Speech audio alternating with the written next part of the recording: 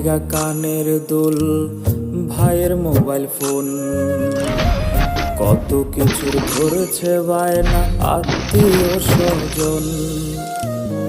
হইছে কতদিন আমার মারে দেখি না, খে মারা চলে মুখ মুছতে পারি না।